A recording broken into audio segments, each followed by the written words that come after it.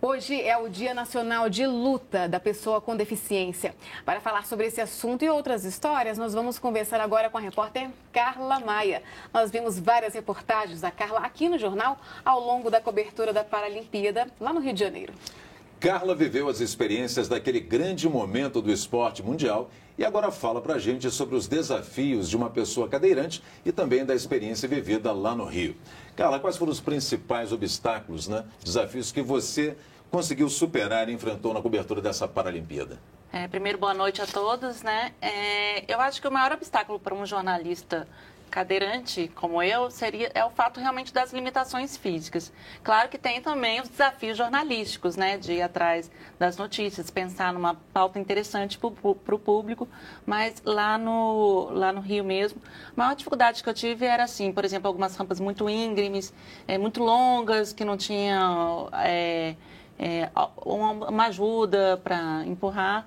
No caso de jornalista, eu até coloquei numa reportagem. Isso foi tema, inclusive, da abertura, Essa dificuldade do acesso do cadeirante. Exatamente. Eu tinha rampa, mas a rampa, às vezes, é muito longa, muito comprida. Então, o cadeirante precisa de uma ajuda. E foi até tema de uma reportagem que eu fiz aqui. Tinha alguns lugares, algumas arenas que eram mais facilitados o nosso trabalho. O judô, por exemplo, foi ótimo. Já lá no tiro esportivo, eu lembro que eu tive que olhar para uma fresta, porque tinha uma barreira, assim, que ficava na altura dos meus olhos, a barreira. Acho que o dia que eu mais senti, assim, as limitações, isso não quer dizer que a gente não dá conta de fazer, elas existem, sim, mas a gente consegue fazer com todo o apoio que a gente tem. Foi num dia que eu fiz uma matéria sobre acessibilidade e legado no Parque Olímpico. As pessoas não devem saber aqui, vocês não devem saber, todo mundo vai descobrir agora, que eu não fiz a passagem, que é aquela parte que o repórter aparece, porque estava um sol horrível, assim, muito quente no Rio. E como eu tenho uma tetraplegia, que é uma lesão alta, eu não tenho controle, equilíbrio, assim, da temperatura corporal. Então, às vezes, eu não suo. Então, eu fiquei naquele sol ali, fui passando mal. Eu falei, não aguento mais, vamos embora. E fechei a matéria sem gravar a passagem, mas a matéria ficou aí para vocês assistirem. E ficou muito bonita. Agora, Carla, Paralimpíadas são sempre exemplos, sempre tem sinônimos aí de superação, Como é que você se surpreendeu de alguma forma aí com exemplos como o nosso Daniel Dias, por exemplo, aí com 24 medalhas?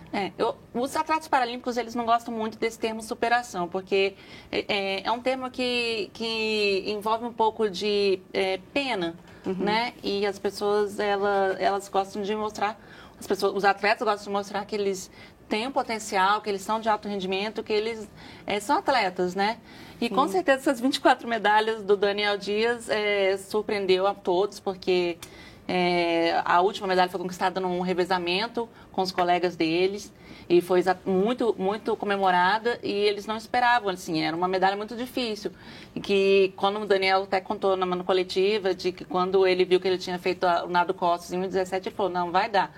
E quando eles conseguiram a medalha de bronze, eles saíram do último lugar, foi muito emocionante, a torcida veio abaixo no parque aquático, e com essa medalha da equipe, do revezamento, ele somou com todas as paralímpicas dele, 24, se tornou historicamente aí o maior medalhista, no que mais deu medalhas em Paralimpíadas aí do Brasil e do mundo, Bacana. Muito bem, cada dia sua agonia, esta não foi a sua primeira Paralimpíada, você já cobriu outras. Qual a diferença dessa Paralimpíada do Rio? Parece que você já cobriu. Então, a primeira Paralimpíada que eu estive presente, eu ainda nem era jornalista, eu era estudante ainda de jornalismo, eu estava no primeiro semestre de jornalismo e eu fui na Paralimpíada de Atenas em 2004, foi um projeto da minha faculdade. E eu vejo de lá para cá uma evolução enorme, tanto no interesse público, no interesse de mídia, quanto no profissionalismo dos atletas.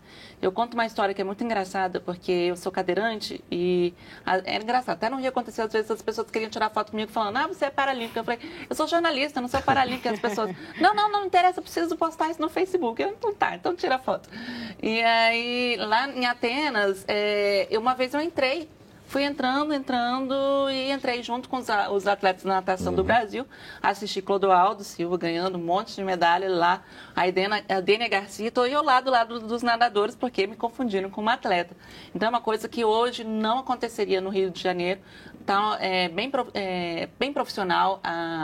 Para você entrar tem um cuidado muito grande, né, de fiscalização. E a mídia também, né?